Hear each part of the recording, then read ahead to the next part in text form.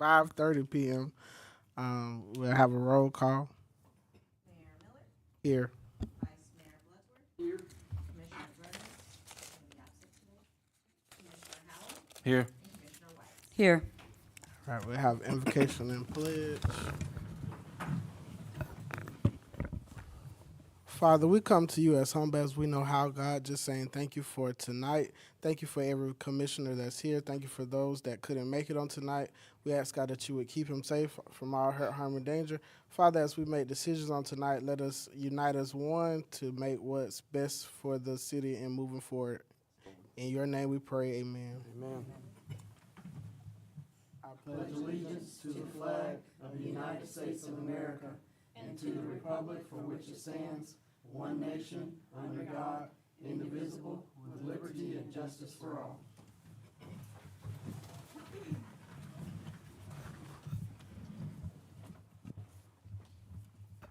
All right, so we only have one business item on today, and that's discussion on certified recovery residencies.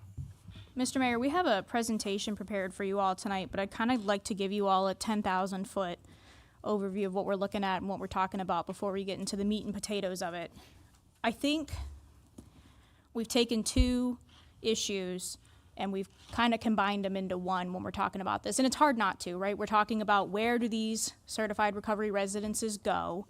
And then we're also dealing with this new statute that says we have to establish a procedure by which they can come in and ask for an exemption from our land development code. And so it's hard to talk about how we grant exceptions from our land development code without asking the question, well, where do they go? Where do they get zoned? Where do we put them? How do we regulate them? But I'm going to do my best tonight to kind of pull them apart, because the piece of it that requires immediate action is this new ordinance where we've got to set up a process by which we allow people to apply for exemptions from our land development code as a reasonable accommodation for their certified recovery residents. So we're going to walk you through tonight. The plan is to take you through the statute, to talk to you a little bit about how you can regulate them, and then we're going to talk about what our current code says.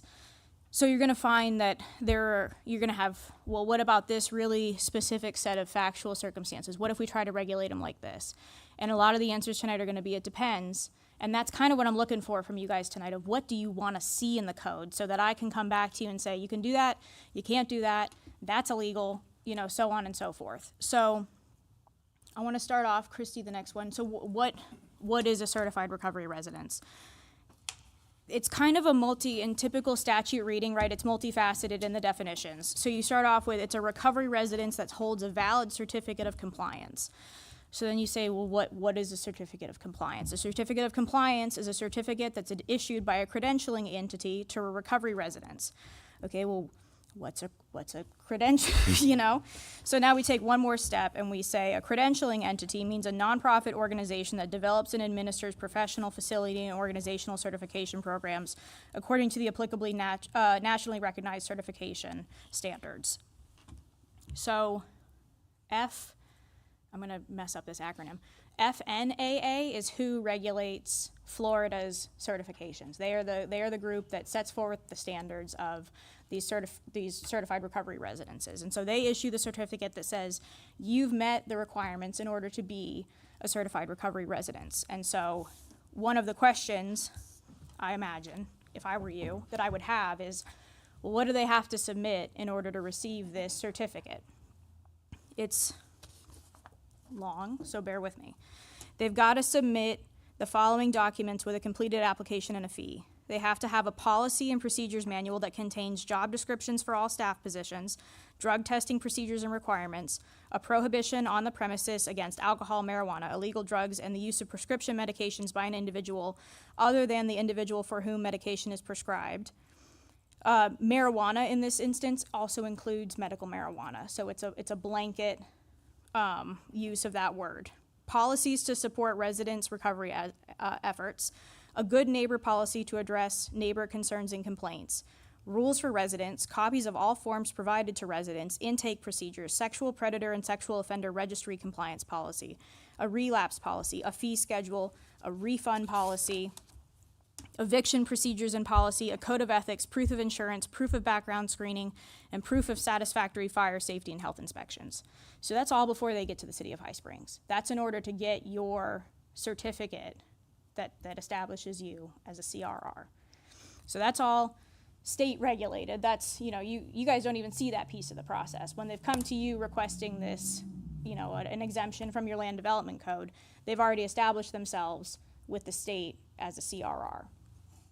So CRRs have these 4 levels that we've got outlined here. I'm not going to read to you all because I hate when people present and read off of PowerPoints. But it ranges everything from folks who have been in some sort of program they've been sober for 9 months, that's going to be your level 1, to the folks who are in level 4 who are receiving this intensive outpatient care and they need somewhere to live in while that's happening. So you've got level 1 to level 4, all of which come with their own restrictions in terms of staffing, certificates held, how many staff per people, and that's all state regulated. So that's not anything to do with you guys. It's really just to give you this 5,000-foot view of everything that happens before it even comes to you. So, go ahead. Who's going to make sure that, like you said, it's state regulated, let's say level 4. Mm-hmm. Is the state going to make sure that those individuals are ready to come into town, and how are we going to know it's a level 4 from a level 1, or do we even need to be concerned about that? I don't think you need to be concerned about it, except for a few exceptions. But every year they apply, right? They apply for their certificate, and every year they have to renew. So there's oversight from the state every year of when they go to renew their certificate. So it's not like one of these things where you get, for example, some sort of license and nobody checks in on you for 4 years. Mm-hmm. And in the interim, you've turned it into something completely outside of the scope of what you're permitted to do. Every year they've got to go back and renew. Okay. So that's the short answer to your question. In terms of whether we need to know versus what we don't need to know, I think that it's reasonable when people are applying to have a CRR here that we ask for their certification, because how do we know that they're a certified recovery resident? That's not something that's unduly burdensome. You're asking to fall into a specific category that would permit you to ask for an exemption. We need to know that you do fall into that category prior to even considering it. So the thought process behind the legislature for Senate Bill 954 is that it needs to not be smoke and mirrors on how to ask for an exemption from your land development code. All we're doing is putting into place the methodology by which people apply for it. So that's what the ordinance does. Now, the way that the ordinance is written right now is it's administrative approval. I recognize that maybe puts sour tastes in your mouth. We can change that. That's not a requirement. I'll flag for you, though, there is a timeline. Let me give it to you exactly.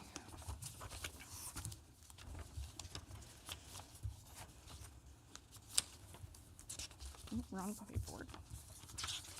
Okay, so within 30 days after receipt of the application, we have to tell them if we need more information from them. It's an incomplete application. If it's an incomplete application, they have 30 days to supplement their application. Within 60 days of receipt of a completed application, we have to render an opinion. So the only concern is sometimes it's tough to get things on agendas that quickly. So that was the only reason that we had originally written it as administrative approval. If it's something that you all are like, we'll make it work, we'll make it happen, we'll schedule special meetings for it, so be it. Happy to change it to commission approval. So I just wanted to clear up that, we can make that switch, it's simple enough. Is it possible to do, I know you said we're not supposed to be concerned about levels, but could we do like level 1 and 2 is, administrating, and then level 4 and 5 or whatever the worst ones are. Come to you all.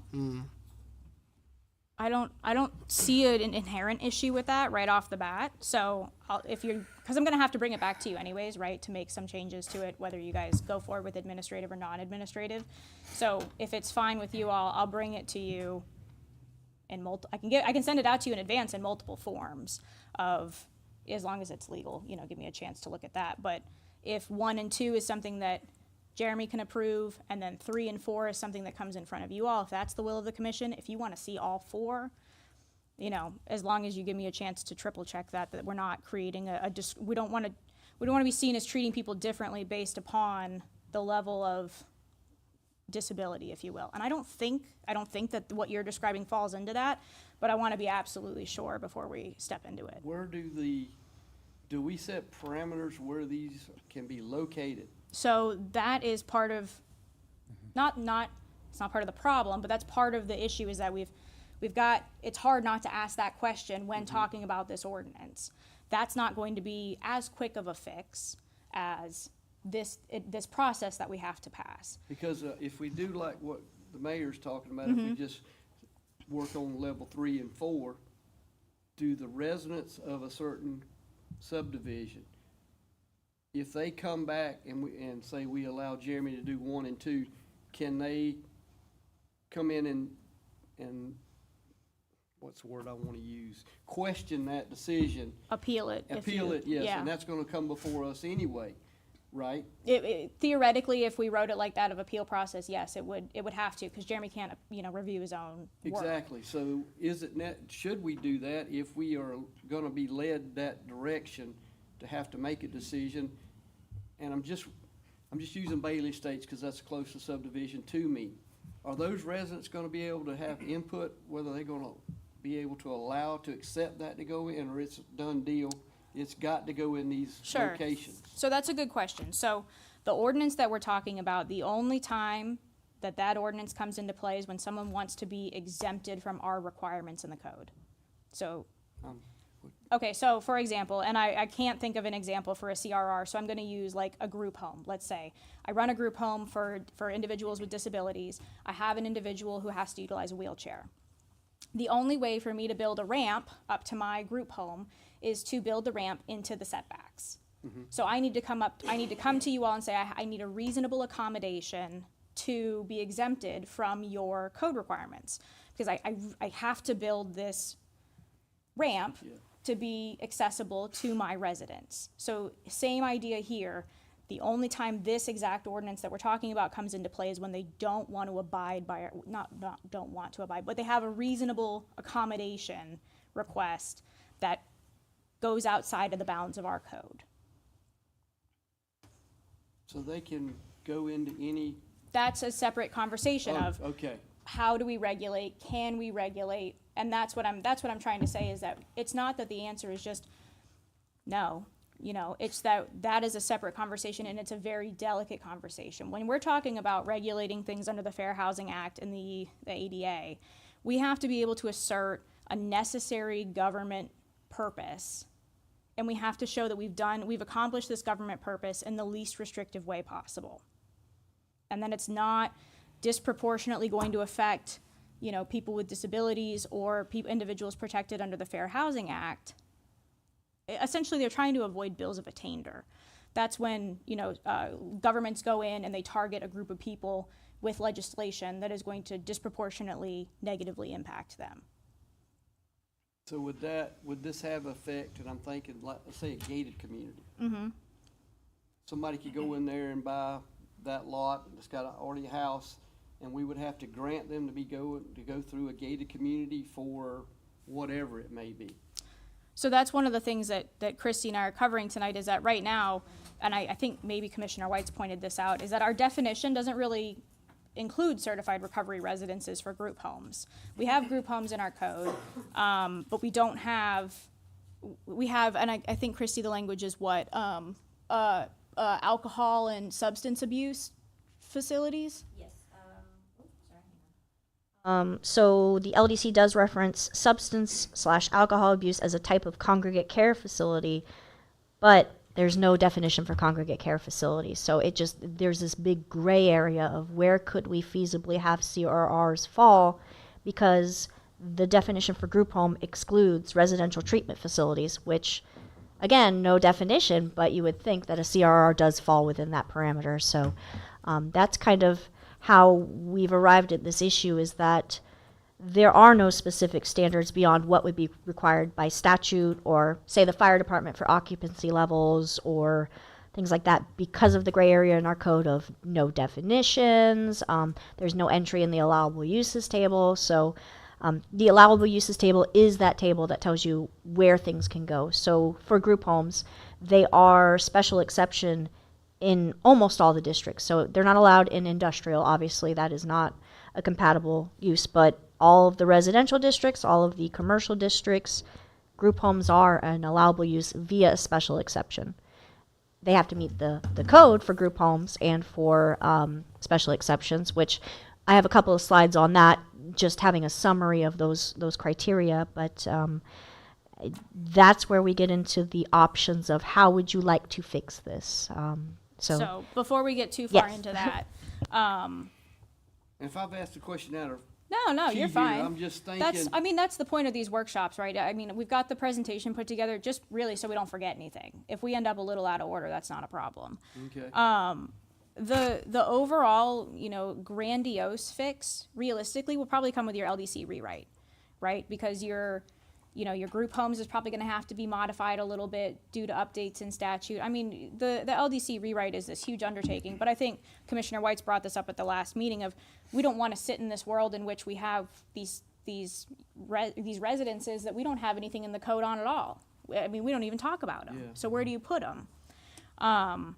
So tonight, like I said, is really a kind of a idea seeking. I'm not going to be able to say, Commissioner Bloodsworth, that's the cure, because a lot of this is going to have to be going back and evaluating the Fair Housing Act and the ADA to ensure that we aren't discriminating, we aren't implementing a law that provides an unreasonable burden. And something Christy and I have been talking about too is that you really need a planner to be able to comment on whether this is responsible planning and growth for the city of High Springs. I can tell you whether something is legal right now, but that may not be what is best for the city of High Springs from a planning perspective.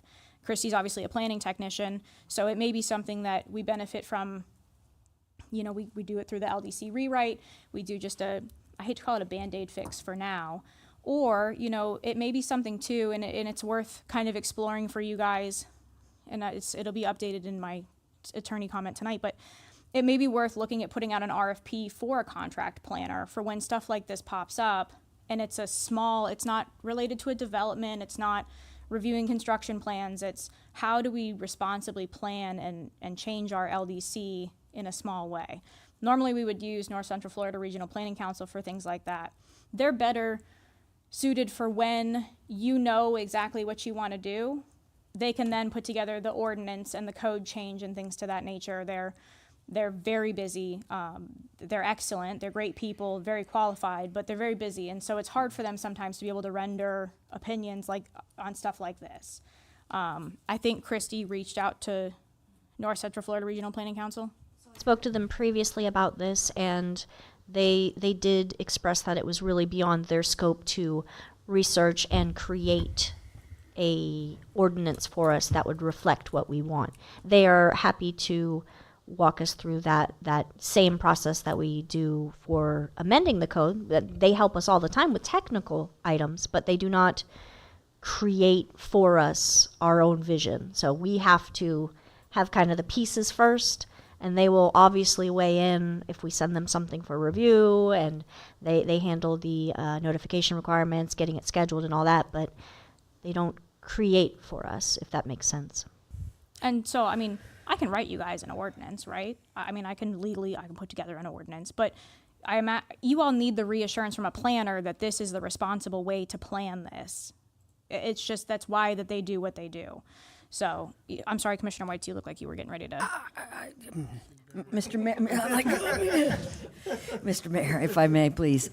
Question for you on, I read through a lot of the state statute and the Senate bill, and I remember there being a specific carve-out that certified recovery residences could not or did not need to or couldn't be pushed through to a subdivision with greater than 25 homes. I'd like you to check me on that, because then that would answer the Bailey Estates question. Or Cinnamon Hills is gated community of something of that nature. Well, the gated, I didn't see anything in the state statute about that, but I remember there being a 25. Okay. So that might apply to, quite a few neighborhoods in the area. But in terms of the levels 1 through 4, to Mr. Mayor's point, would that level of detail be legally required to be divulged to us as part of the application process, or would that be overly burdensome on the applicant? I think if I remember correctly, like, for example, when we get group home applications, people typically disclose how many residents they're going to have. And so then at that point, And there are density definitions but I mean, for what we're looking at, level 1 through level 4. I didn't answer your question. I realize that it's now. I'm sorry. No, it's okay, but there was some density definitions in the state statute that I saw, but we can't override state statute. Let's say that they allow 4 residents per bedroom. Could we put stipulation in there in terms of the number of residents allowed per square foot of housing, per 1,000 square feet of housing? So I think that's how our group home code is set up right now. I believe it's the first 4 residents is like 1,200 square feet, and then for every additional resident, it's an additional 120. Okay. Don't quote me exactly on that, but I think that you can probably tie that to a legitimate government purpose for health and safety and sanitation in terms of not overcrowding. Something else that the city of Orlando does, for example, is uses that same ideology as to density and determines what zoning category properties can go in based upon how many residents are going to be served by the treatment facility. So, for example, for whatever reason, 6 seems to be the magic number in the statute. When you talk about group homes, 6 or less have these regulations, 7 or more have these regulations. And so the city of Orlando has kind of adopted that same ideology when it comes to certified recovery residences of if you have 6 or less, you can go in their version of R1, R2, R3. If you have 7 or more, you can go into ag or commercial, for example. So we could not limit the zoning. We couldn't say allowable uses on C1 and ag only. That makes me very nervous. I don't want to make you nervous. Yeah, that one makes me nervous. But then tie into that as well, something that you have already talked about, having a setback, 1,000 feet, 2,000 feet, whatever it was, from, for a certified recovery residence shall not be closer than 2,000 feet to a place that serves alcohol. Let's not set them up for failure. Understanding that we don't know who the residences would be, and that's not our business. Also have a setback from a school.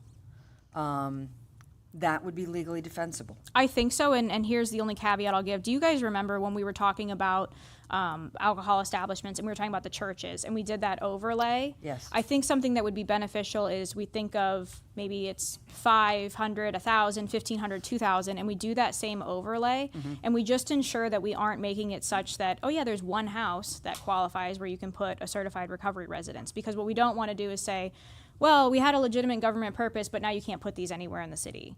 So we want to make sure that we're not boxing people out from their ability to utilize properties for this purpose. So I think if that's one of the thoughts of things you all would like to see prior to deciding how to regulate this, I think that's a great idea of having those overlays so you all can see, okay, what really is the impact in High Springs if we start doing, I mean, obviously your alcohol establishments are basically centered right Mostly, here. yeah. So by and large, I think it's probably it's not like the church issue where the churches are all over the town. Right. And we were starting to look at it and going, And some of them serve wine, so we need to make sure that's not an alcoholic establishment. Make sure we carve that out. Seriously, Right, though, you yeah. know, I mean, the Episcopal's right here. right. you know? So That's I think, different. if that's something, and I even, because we're not taking official action tonight, even if one of you wants to see that, that's something that we can bring back and show you. Here's how we decide what the number is, because we have a legitimate government purpose, right? Our legitimate government purpose is these individuals' success, and not putting them in a situation wherein, well, we built the house right next to a bar. Right. That's tough. Yeah. These folks are trying to better themselves. We want to set them up for success. And then, again, we don't know what kind of residents will be in there, and that's not our business. But if we had a group home that was for, recovering sexual offenders, there would still be a legal requirement to disclose that to the people who lived around, yes? Oh, they still have to comply with Yeah. the state statute on the sex offender registry. Right. And they still, you know, for example, if for whatever reason, let's say, and I don't remember the exact footage in the sex offender statute, but let's say it's 500 feet from a school. Right. And for whatever reason, we permit certified recovery residents to go in 250 feet from a school. They're still subject to their state statute regulations of where they can and can't live. I would think we should start wherever that is, though, and just not even make it closer. You know, wherever that circumference would be. I think should it's be 500 feet. So let's say 500 would be, in my opinion, a minimum. You know, and I keep going to the blue two-story house right there next to the watershed. They're going to hear all the sounds of the bar. They're going to smell all the things. That is not setting them up for success. And I want to make sure that you've got to balance the divide between hoping for their success and supporting this home and protecting the rights of the residents that live here now too. It's So, a tough line to walk. yeah.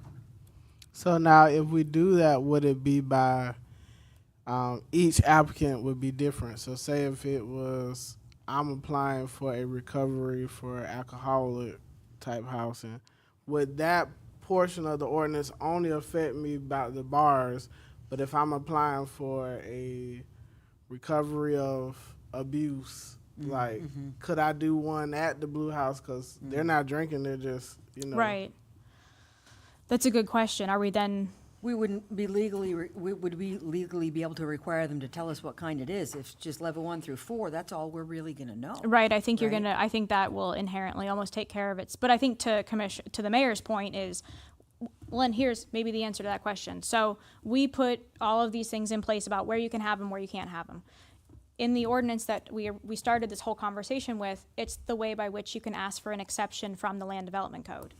Our land development code requires certified recovery residences to be 500 feet from all of these establishments for this reason, for this legitimate government purpose. We have a certified recovery residence come in and say, look, the only house that's available is right next to the watershed, and we're certified recovery residents for folks recovering from abuse.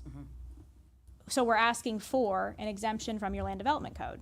So I think that actually for once it's nice to say that they go hand in hand, and that I think that you can resolve that issue via your exception process.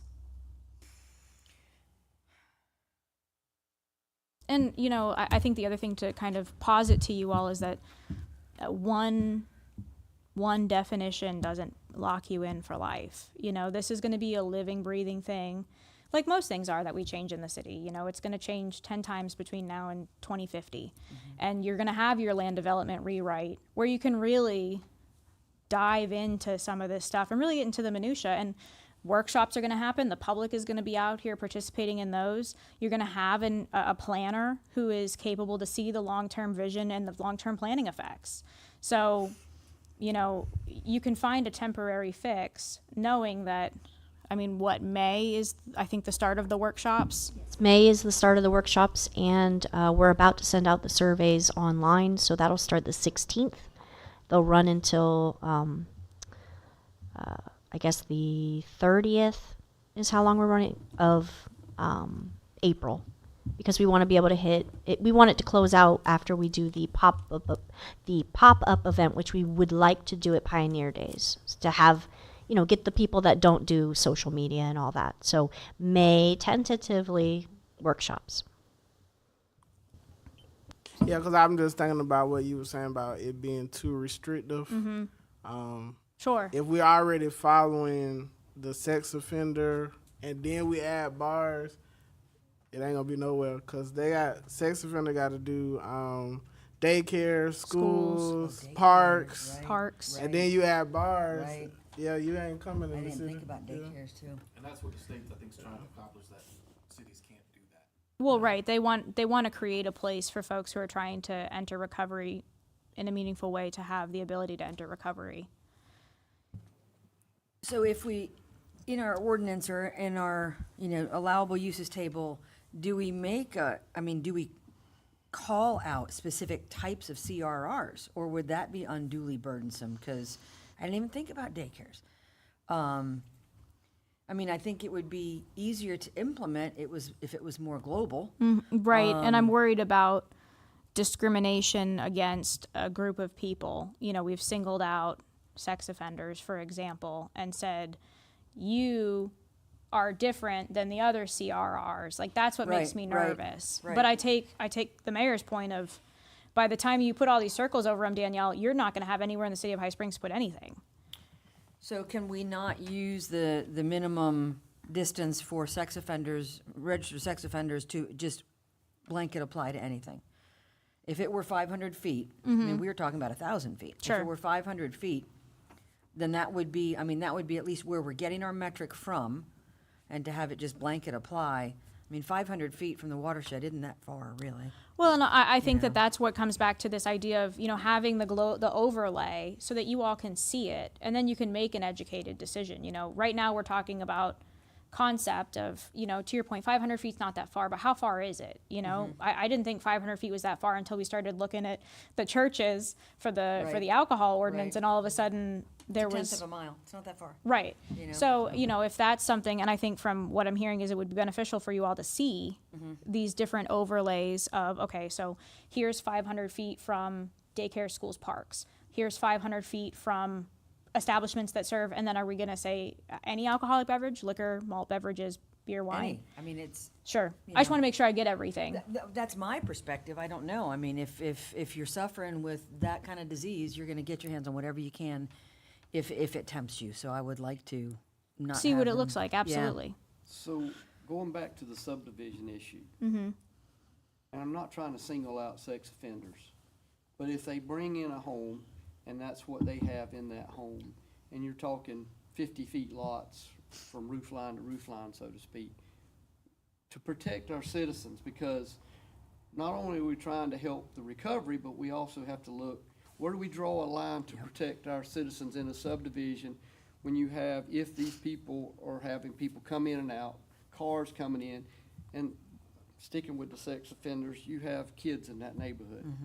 Now what happens if there's 4, 5, 6 in that home? What are we doing justice for our citizens currently?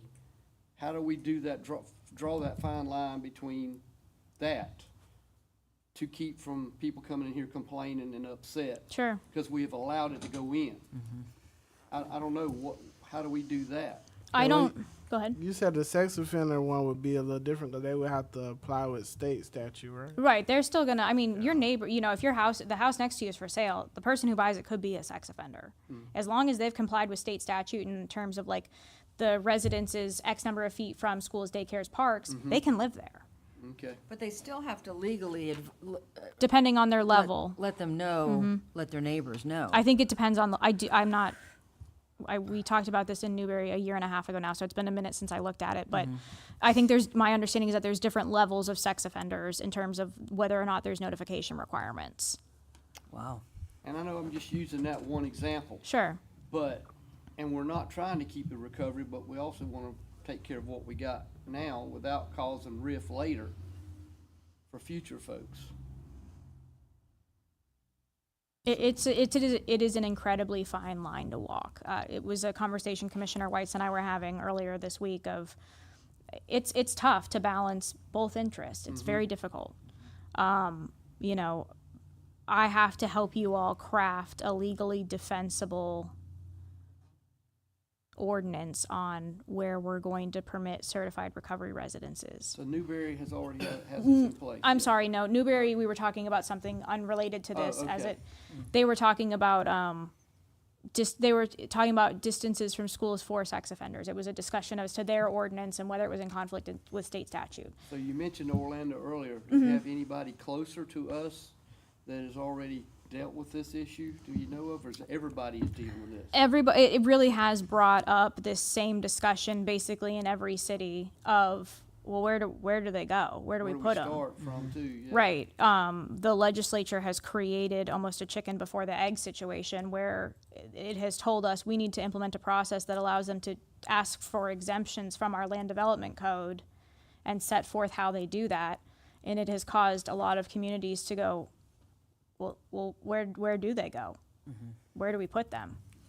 So typically when something novel like this comes up, I look to the bigger cities because they've got 100 attorneys working for them. So they've put together a pretty comprehensive thing. And so Orlando was a good example. They had a really nice permitted uses table that broke it down into how many residents and what kind of facility and what level facility could go where. Could we see that? Yeah, I can send you guys that use table. And what about other local areas? Gainesville, Alachua, Newberry, Ocala, do they have? Newberry does not have anything in their code. I didn't look at Gainesville. The cities that we represent are all dealing with the same issue. So, you know, Micanopy, Stark, Williston are all dealing with the same conundrum. But I can look at Gainesville and see if they have anything. They were one that I didn't think to look at, so I can look at them.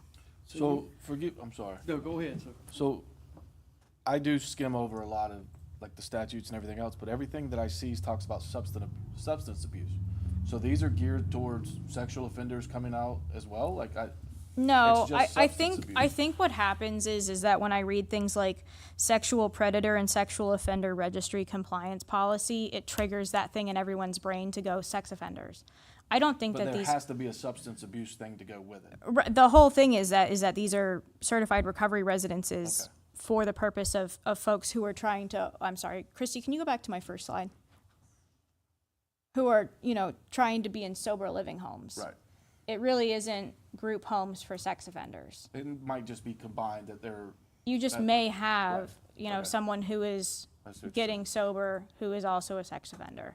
I don't know but this. those statutes are clearly defined of Right, where they can live. where they can live and where they can't live. And So- even if we can't exempt them from going anywhere closer than that. No, Correct. no, Okay. right. You have no ability to override state statute. So if someone came in and said, hey, we want to put a sober living facility within 250 feet of a daycare, that individual couldn't reside at that CRR without violating state statute So and with- likely their probation. So then, yeah, with our ordinance, we can start there at the 500 feet just because, in case that substance abuse person is also, and then we can justify that. I think so. Like I said, a lot of this tonight is going to be, let me go home and make sure that there's not some case law somewhere that says no.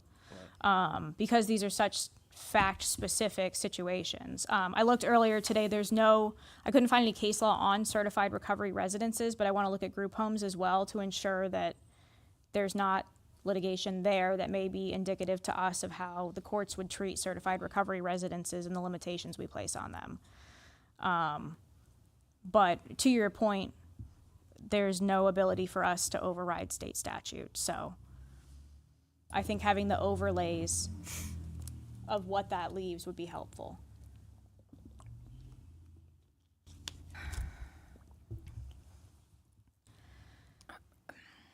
I would like to see us put in there some constraints in terms of the density as it relates to the zoning. You know, if we can't say they're allowed in C1 and ag only, if we're going to get sued because somebody can't put it in an R1, I'd like to see some constrictions on the R1 in terms of density. Well, and I think that's a defensible compatibility discussion of, it doesn't make sense to have a family of 4, a family of 2, a single person, and then all of a sudden we've got this certified 14, recovery right. residence with 14 people in Right, it. right. So I think I'll absolutely, tomorrow when I get into the office, what I'll do is I'll just immediately send you all the use table that Orlando has put together. And if you all can reply to me with feedback on that, I can put something together for you guys to look at in terms of what it would reflect in High Springs. Okay. Because probably these halfway houses or group homes may not just have substance abuse. They may have another type of recovery individual in that home, I'm guessing, Comorbidity. right? Yep, It that's could very just be common, a very common. Vague of a lot of people Yeah, for different situations. And Right. then they're gonna have healthcare people coming in addressing them or psychiatrists or whatever to address their particular issue. So I get. not in all of them. Not in all of them. Not in all I of think them. that's just 4. Probably level 4. Actually, I don't even think clinical services are allowed. Oh, really? Yeah, it says on level 4. Yeah, so I No don't, this clinical. isn't a treatment facility. This is where these folks live. This Okay. isn't, we're not talking about in-home health care. We're talking really about living with folks who are living by a And similar they're gonna leave and Go to a ideology job and come back or what have you. right. Gotcha. So that you're not living next door, or you're not living with somebody who, you're a recovering alcoholic and the person you're living with has a glass of wine every night with dinner. It's to present you with people who are struggling with the same thing to get you, hopefully all, to the place of recovery. Well, levels 3 and 4 are the only ones that are staffed 24 hours a day. Correct. 1 and 2 are staffed, the level 1, the residents monitor themselves. They've been Yes. sober for at least 9 months, so they're taking care of business as a family right there. Right, it's basically a There's- democracy. There's no manager there. And then level 2 has like a house manager, if you will. And then 3 and 4 have the staffing Who requirements. has already been part of a sober living facility, so somebody with experience, but 3 and 4 are a little bit different, so. And that's where the administrator comes in. They have to, okay. Yeah, they have to have like the certification to be an administrator. So should we be on, I don't know if y'all remember Mr. Rick Testa talking about when he was a fireman in South Florida, going in there Yeah. all the time with lights and sirens. Do we need to be concerned about with the residents? I'm still concerned about our residents. Do we need to be concerned with them with that, if that happens with the noise level and the amount of folks going in and out of there for that type of thing? Can we even regulate that? I don't think so. And here's why. If my neighbor is an alcoholic who gets absolutely blasted each night, and every night the fire department's got to come because he's put his hand through a window or he's fallen down the stairs, I don't have any ability to do anything about that. So I think that you're probably going to be in a tight spot there with that consideration. I think the goal of the legislature here is that these are people Yep. looking for a place to live. And I get it, you all are obviously also balancing with, they're going to have neighbors. So, like I said, you're in a tight spot. It's a fine line to walk. But I think what would be helpful in the last 18 minutes that we have, I hear what let me give you a summation of what I think I hear from you all, and you tell me yay or nay. So when it comes to the ordinance, in terms of exempting folks from our land development requirements, you want to know, can we do it such that 1 and 2 gets approved administratively and 3 and 4 comes in front of us? Or in the alternative, you want all 4 to come in front of you in the event that we cannot do this split of half and half. That's what I'm hearing. That's what I've heard from you all tonight in regards to the ordinance. Is that a fair? I mean, that, I would ask Mr. Marshall what he thinks about that, because that puts him on the spot quite a bit. And, I mean, my default would be just it all comes to the commission, because that's putting a lot on one person. But that need also to put- presupposes that we know it's level 1, 2, 3, or 4, and we're legally allowed to know that as part of the application process. Orlando, and I'm sitting here like trying to re-envision Orlando's table, and Orlando's table had different categories that went beyond the density of like what kind of oversight, and I think it corresponded to the 4 levels. Okay. So I do think that you can do that. Okay. Obviously, my real preference is that all 4 come in front of you all. I think that's just the easiest legally defensible way. If it's a question that is important to you all to know whether we could administratively approve 1 and 2, I can look into that, absolutely. I've got no problem doing that. I'd prefer they all came to us just for ease and, keep it as. It's almost like it would be public and open that it's taking place. Right. But we need to make sure we hit those timelines. That's gotta Right. be. Right, Once that that has got to application be, comes in, it needs to be on the next agenda. Yeah. right. Right. If it's a complete application, it has to be on the next agenda, basically. Yep. So, and that was our concern when we originally wrote it, to put it in front of you all. That was our only concern, was the timeline constraints. Those 30 and 60 days happen fast. You all know that. Yep. And I would still like to see the 6 seems to be the magic number, having carve-outs. It would seem functionally to me that on the allowable uses table, it would make the most sense for this to be a subset for now under group homes, because we already have group homes. So that is actually my option 1 that we haven't gotten to yet. I know we've been Right. talking about. I read your Basically, option we've one. been kind of talking about those 2 issues of we have a need to pass something for statute to Right. give exemptions, but then we also have the side where we do need some sort of criteria. So option 1 is to amend the LDC so that CRRs are considered a type of group home. Right. That would be the easiest. There is a section already there that has requirements for things like the density issue of how many can be in one home. So And I think it's 6. For R1. yeah. So the 6 people or less would be considered the same as a type of single-family residence, just a large home. Anything more than that, it kind of gets into that commercial facility type. So I do have, obviously, I'm not going to read it all to you, but there are, this is the section for congregate care and group homes. And in option 1, we would be adding more definitions so that we would know for sure where CRRs would fall.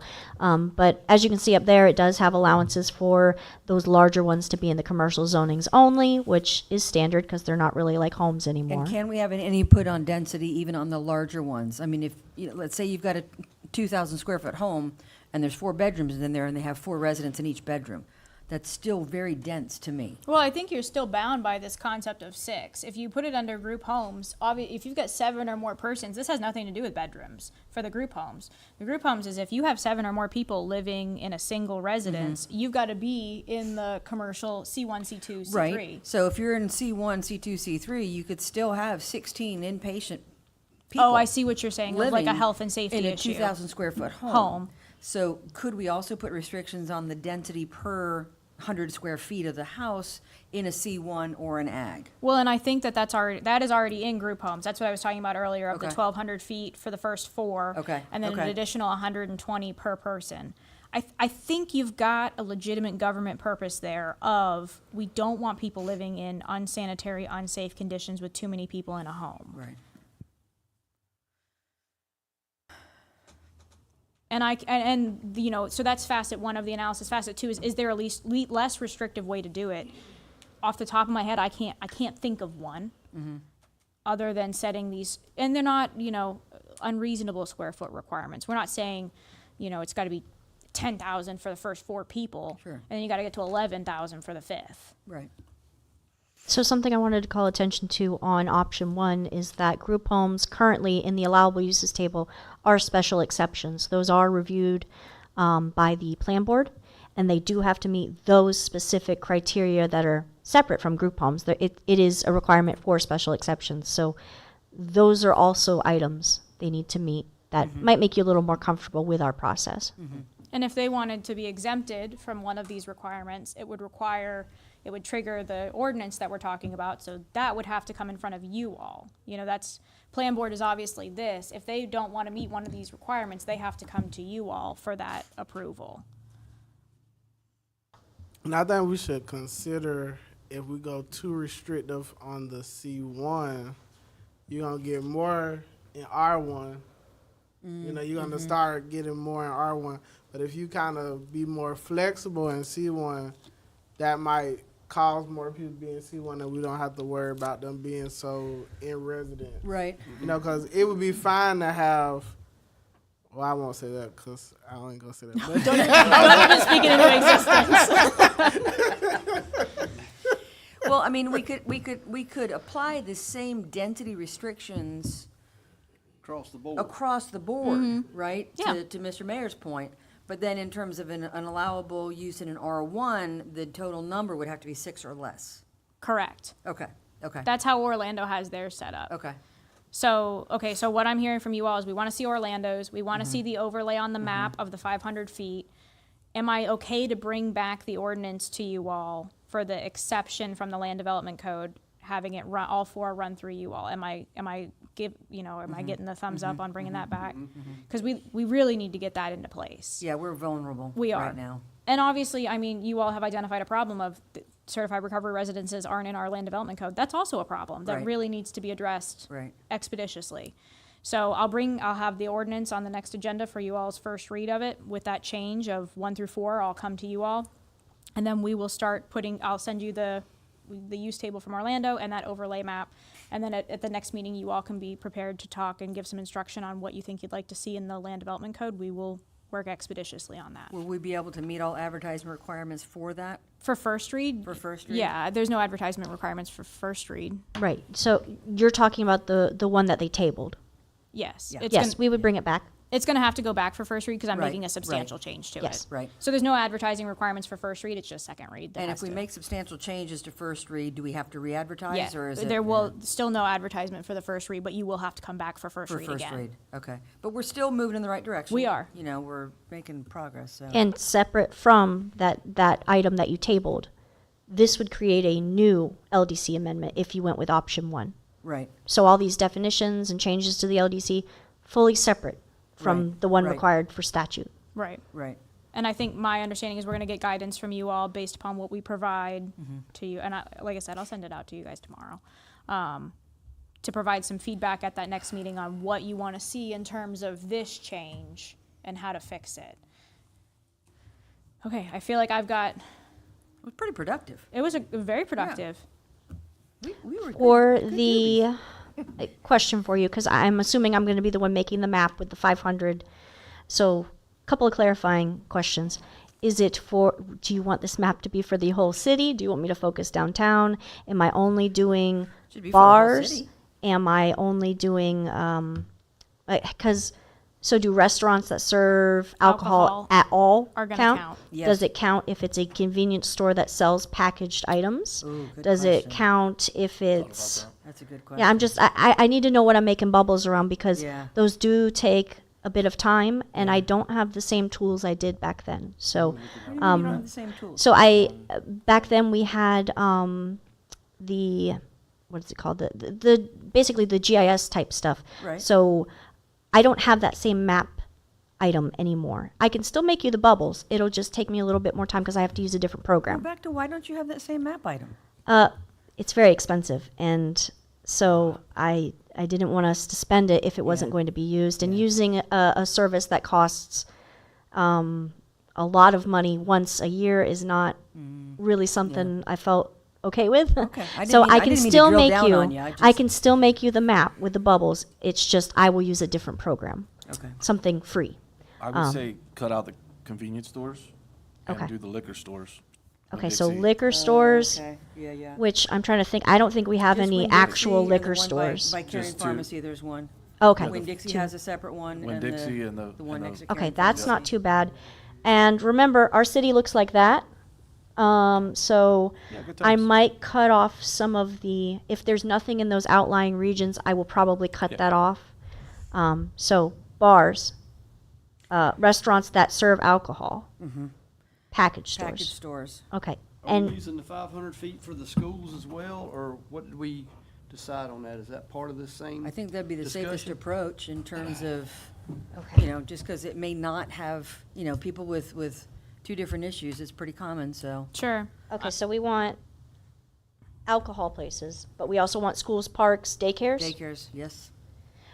One problem, I'm not gonna know if there's any at-home type daycare, like I won't know if That's- somebody's doing that kind of that's stuff. different. I I- will I- only have the actual established Yeah. daycares. What we're think what so. we're assessing from this is ensuring that we are not restricting people in such a way that there is, you know, minimal places that they're going to be able to put one of these. Right. So Okay. I don't think this is an exact science. It's more so to ensure that we aren't limiting folks to there's one road out on the edge of town where you can put Right, these right. things, and other than that, One like out they by the can't. interstate. Right? Yeah. Well, I can definitely do this. So 500 feet, I'll do some bubbles, and we'll see how it looks. Okay. One more question. We've had the discussion about people wanting to change things through the LDC. If we, say we change an exception for a home, is that gonna open us up if we have another individual that wants to change something concerning their property, and we did it for this group home and we don't do it for this individual? Are we opening ourselves up for problems with that? Well, we're not making a change for the group home based upon the group home's request in terms of what we're doing here. We're doing that because the state is telling us we have to do Right, it. okay. In terms of modifying our LDC to accommodate a single individual, you have to be you do have to be careful of, you know, we made a change for John Smith, but now Susie Smith's in here and she wants a different change. And really, you guys you're not making decisions for singular citizens. You're writing a code for the entirety of the city. So you have to make the assessment of whether it's in the best interest of the citizens of the city of High Springs when you're making changes. If you look at our ordinances, that is the last finding basically in every ordinance we have is that you all are making a finding that this is in the best interest of the citizens of the city of High And Springs. plus, we have the state. Well, that's right. requiring And that in as this well, right? example that we're kind of conflating too, right, Yeah. this is the state is telling us we have to establish this process by which we allow people to be, the CRRs to be exempted from our land development code. And this is just the process of them applying It's not saying we have to accept it. No, Right, okay. it's just the process by which they submit their application. I think that the issue that cities, not High Springs, were running into was CRRs would come in and they'd realize that they needed to be exempted from a certain portion of the code in order to be established, and they had no idea how to do that. Right. And so the state is just trying to create a level of transparency of here is how you apply for those exemptions. So my last question is, okay, say we do that and then CRR opens up and a bar wants to now open up and they are in that zoning, can they not now open because? No, I think the bar can open, but the place is going to be grandfathered in. That CRR is going to be grandfathered in. It's just the same. It's the same discussion we had about the churches and the brewery was, well, if a brewery goes in and then a church opens up next door, Right. you're not going to be able to tell the brewery that they can no longer operate there. It's going to be the same thing. Right.